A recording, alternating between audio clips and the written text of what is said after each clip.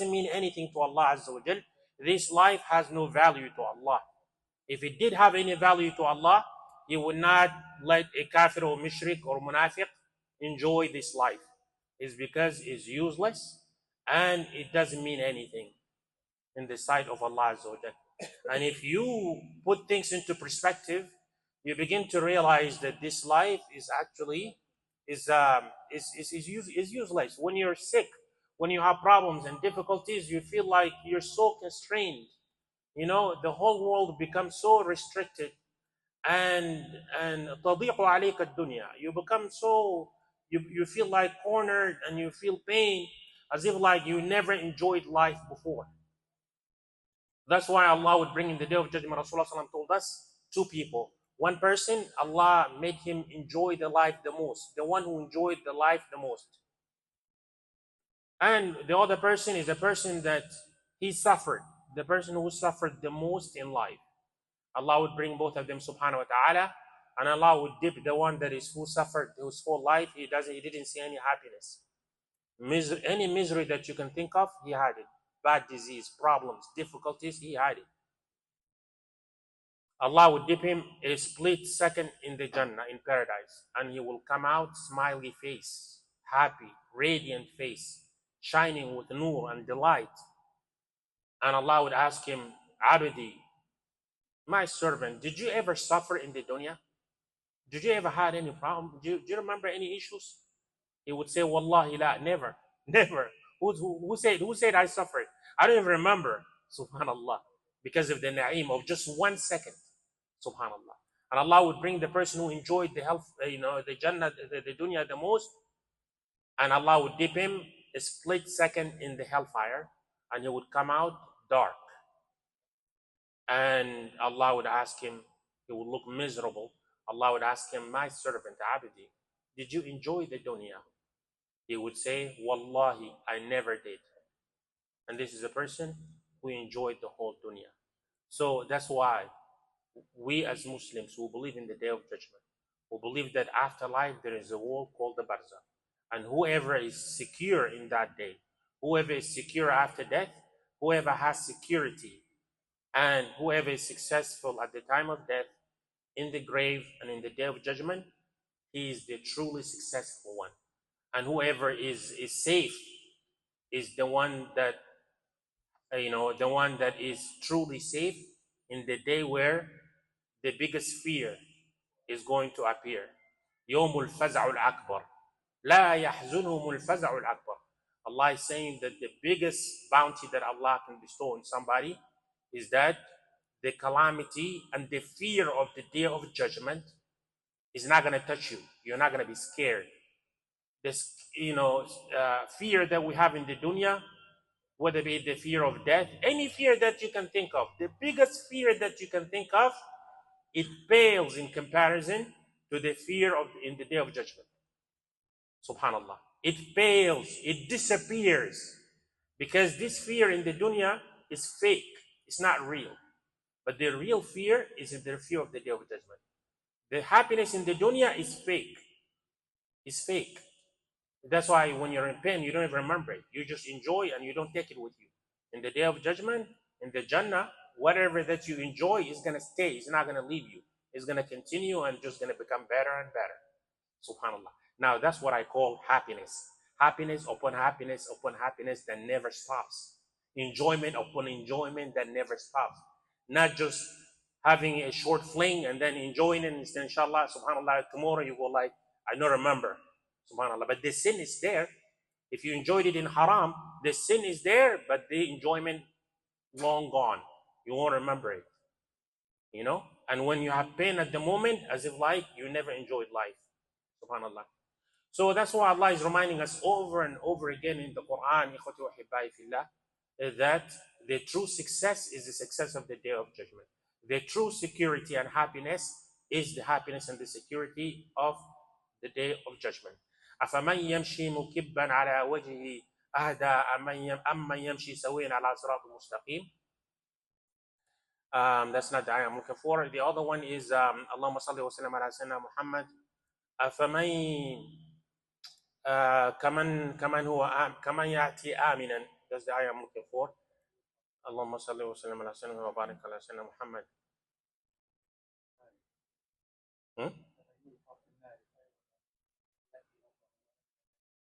Yes, that too.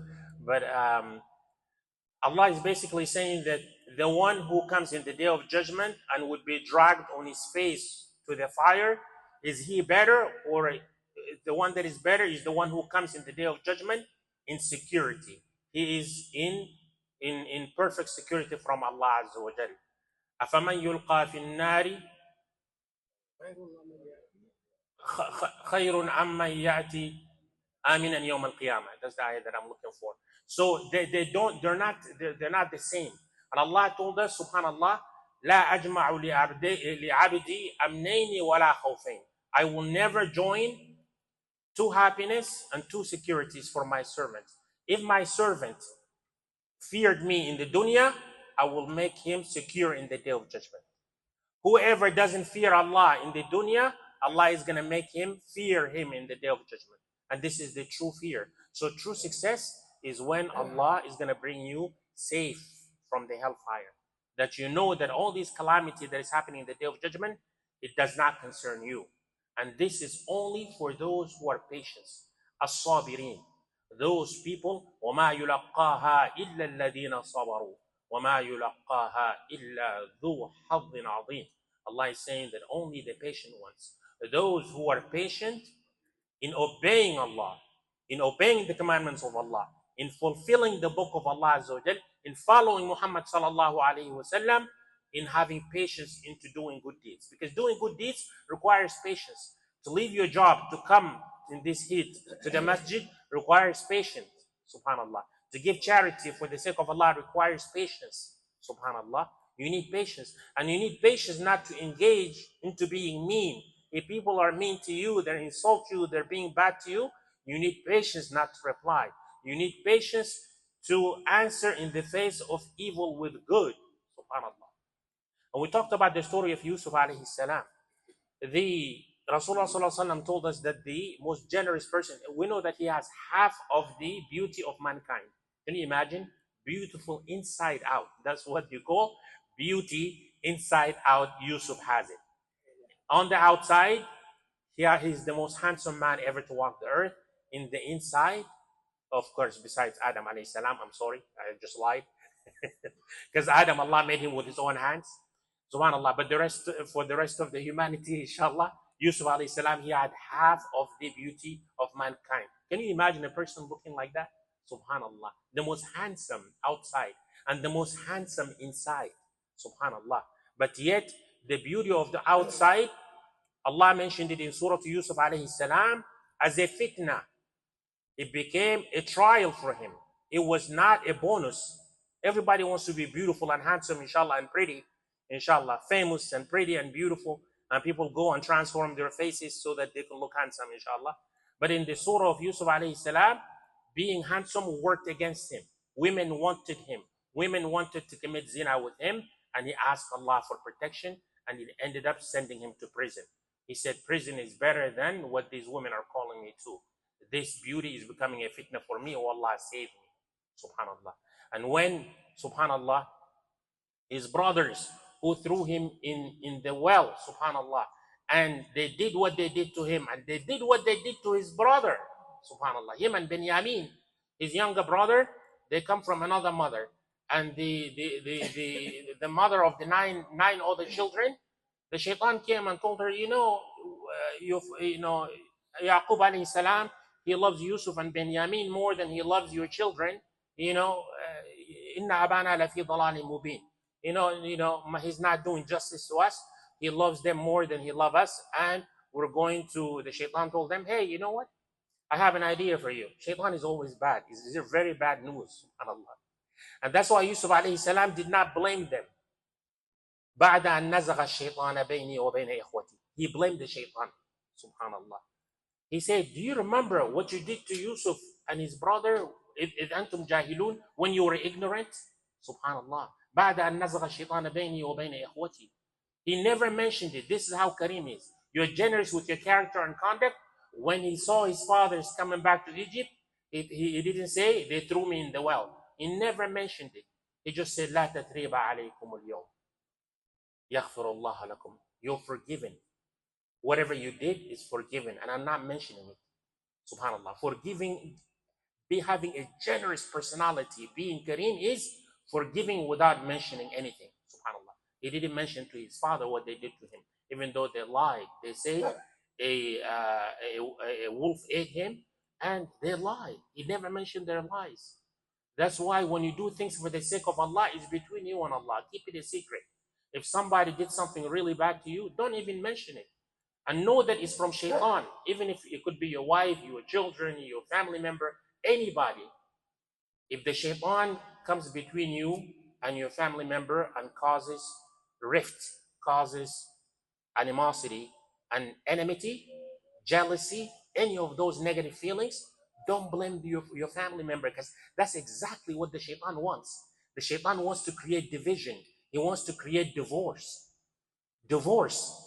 in relationships. That's the job of shaitan. The best shaitan is Iblis would come and he would have meetings with the shayateen every day, and he will tell them, who did the best deed? Subhanallah. One shaitan would say, oh, I did this and that. He's like, sit down. You did nothing, inshallah. You know, it's okay. It's good. It's commendable. You cause some mischief, but that's not enough to be praiseworthy. Who else? So one shaitan would get up and he said, I did not leave a man and a husband alone. I created so much fitna between them. I created so much animosity, whisper to this, whisper to that, and they believe me until I got them to divorce. And they have children, and now the children and the family unit is destroyed. Now we can pick them up one by one, inshallah, and they become our disciples. He would say, MashaAllah alayk, you are the best. He doesn't say MashaAllah. Subhanallah. So you can imagine. So the shaitan is out there working hard, destroying your family. And know that it's a sunnah. It happened to a Nabi, the son of a Nabi, to the children of a Nabi. You think it's not going to happen to you? It happened to Yusuf and his brothers. Subhanallah. The son of Yaqub alayhi salam. Who's Yaqub? The son of Ishaq, the son of Ibrahim alayhi salam. It would happen. It's a trial. It's a test. At the end of the day, it's not what the shaitan did. It's what did you do? Ma raddu fi'lak. What did you do in response? Did you place the shaitan where he belongs? Or did you take the mas'ala and you made it, you hated your wife, you hated your children, instead of looking at the core of the issue, at the source of the problem? Because if you keep addressing the source, if you're not addressing the source of the problem, you're only addressing the symptoms, you will never cure. You will never fix the problem. Look at in your life, in your relationship, go to the source of the problem. And Allah is telling us in the Quran, Inna ash-shaytana yanzaghu baynahum. Ash-shaytan is always busy causing rifts between people, between friends, family members, any relationship. Allah says, hold firm to a relationship, nurture your relationship. The shaitan tries to destroy it. Subhanallah. And Surah Yusuf is full of, the whole surah is about relationships. It's about managing relationships for the sake of Allah. Be kind, be generous. Choose to be kind over being right, despite everything that is being done to you for the sake of Allah. First, you have birr al-walidain. You have his son and his father, Yaqub alayhi salam. Subhanallah. Ya bunay, la taqsus رؤياك إلى رؤيتك إلى إخوتك فيكيد لك كيدا. Oh my beloved son, the way he addressed his son, and the way the son addressed his father, يا أبتي إني رأيت 11 كوكبا والشمس والقمر رأيتهم ساجدين. You know, the way they address one another, the love that Yaqub alayhi salam he had for his sons, the love that he had for Yusuf alayhi salam. That's how we're supposed to be. That's what we're supposed to be emulating. And subhanallah, Yaqub alayhi salam became so, because he loved his son so much, Yusuf alayhi salam, and because he disappeared out of his sight, and of course he knew from Allah that he's not dead, that his children lied. And he told his children, Inni a'lamu min Allahi ma la ta'lamun. I know from Allah what you don't know yet, what you don't know. He knows the child is not dead. He's not thrown in the well and he's dead. No, he knows he's alive. Subhanallah. He told his children, I know what you did, but فَصَبْرٌ جَمِيلٌ إِنَّمَا أَشْكُو بَثِّي وَحُزْنِي إِلَى اللَّهِ. Anytime you have problems, difficulties, and trials, complain to nobody but Allah Azza wa Jalla. Don't go and complain to other people. Don't go and tell your business to other people. My wife is this, my kids is this, my uncle is this, my father is this. Don't. Resolve your problem internally. If you have a problem with somebody, resolve it with that person. Do not go outside and publicize what is not good. If you see something good, publicize it. If you see something bad, keep it a secret. Do not, do not, because the shaitan is there listening. And that's what the shaitan is going to use as a weapon against you. Because then you become ghiba and namima. Oh, you know what she said about you?